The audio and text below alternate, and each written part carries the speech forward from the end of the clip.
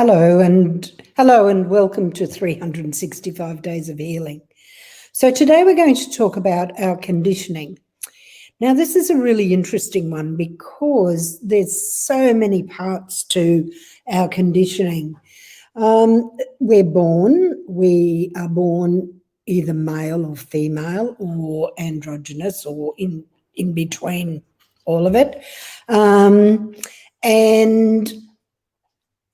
because of that, therein starts the conditioning.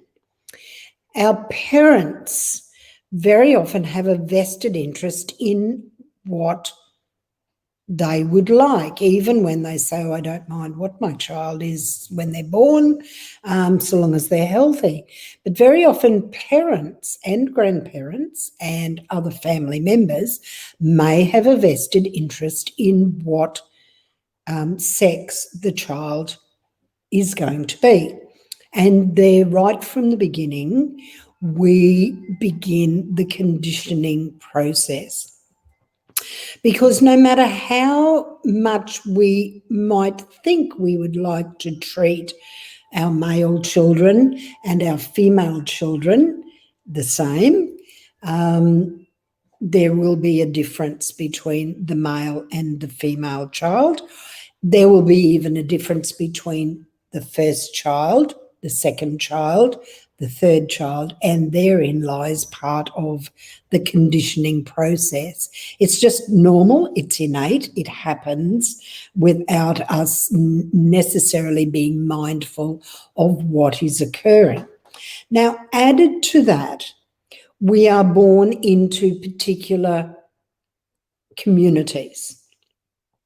So we might be born into a community that is centred in the country, or we might be born into a community in the city, or in a small town, or in a large town, or in a remote area. So that also adds to the way we think and the way we approach our world. So that's all part of our conditioning. Then we are born into a particular country, and that country has a particular set of national feeling. Now, some national feelings are very overt, very nationalistic. Some national feelings aren't as overt as that, but that all adds to our conditioning as well. So the way people think about being, and here we are, we're here in Australia, this Aussie, oi, oi, oi, it's very much a part of our conditioning. It's how our neural pathways are beginning to develop right from, not just from when we're born, but when we're actually being grown in the womb. So that's part of our conditioning. Then we may be born into a particular religion or a particular non-religion. And that is all part of our conditioning as well. Because if you're in a non-religious family, that family may go, oh, religious people are just ridiculous. People that, believe in all that crap and just, whatever. They're this and this. They're mindless. They just follow the leader. They don't even think about logically about what that's all about.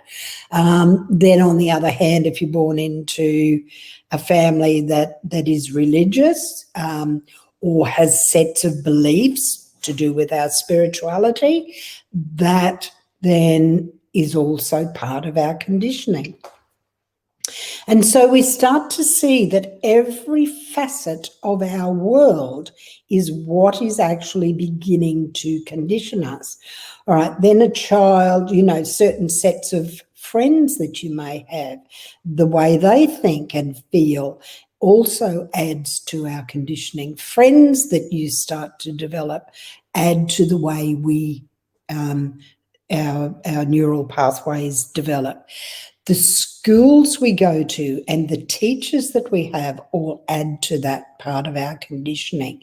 And so it goes on to high school, to university, if that's where we go, or out into the workforce. Certain people in certain areas of the workforce think a certain way. And then we have the political movements that we may be aligned to and conditioned to because of the families that we've been brought up in. And so traditionally, they may be aligned to a particular political way of thinking, or particular religion, particular culture, cultural norms, or just within our family we have certain traditions that we may adhere to, and that is all part of our conditioning. All right, so it goes on right throughout our life. Now, if we stop and we consider the conditioning and the things that we have been told as truth and as our tradition, and this is the way we do it, and this is the culture that we're in, sometimes and very often as we begin to grow and start to become independent of our families, and that can start at a very young age, we then begin to question all those conditionings that have begun to happen for us. And that's a good thing. Not easy as a parent when our children, say, are questioning everything that we believe. But it is vitally important as parents to give the avenue for children to be able to choose what is right for them. Does it serve them? And maybe part of the conditioning is that we teach our children, or we guide our children, not even teach, guide our children to question everything that is being presented to them. Does it serve us? Does it serve our dream time? Does it serve our imagination? Does it serve something that we yearn for, something that we believe in that's completely different to the conditioning that we have had? So we could look at our conditioning as being like programming a computer. And we are coded through our DNA to be programmed in particular ways. Now, that's hard for us to even begin to imagine, but unless we question it, and there is a part of us as being human that has the ability to observe all this. And once we begin to observe our conditioning, once we begin to observe the programming that has been put into this computer that is we call our brain, and see the neural pathways that have formed, once we begin to observe that, then and only then do we have the ability to make changes that, say, serve something else that is part of our yearning deep within us. The part of you that yearns for that freedom, for that ability to make your own choices, for that ability to step away from your conditioning, to step away from the programming that has occurred. Once you have the ability to do that and genuinely look at it and see if it's serving you, that's when you start serving the highest part, what we call the highest part of yourself. We call it our soul self. We call it our connection to something greater than what we are. And we, of course, call it source, universal consciousness, God, goddess.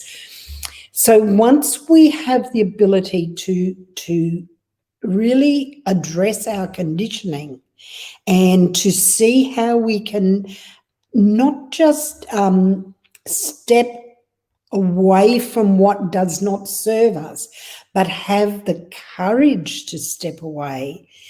And the way we develop that is to practice in our minds. So we recondition the way we approach our life. Now, it's a huge subject. It is a lifetime of reprogramming anything that we have been conditioned to believe. But once we start the reprogramming process, we know that we then, our soul self, the highest part of ourself, the deepest yearning within us, actually is becoming more and more able to direct the course through our life.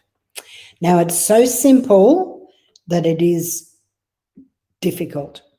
We make it difficult because the simplistic part of it is that we have a choice. We have a choice in everything that we do. We can change in an instant if we choose.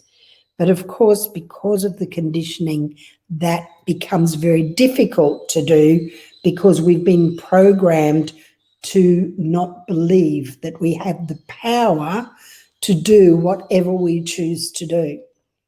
So I'll leave you with that thought, and thank you for listening. Namaste, my friends.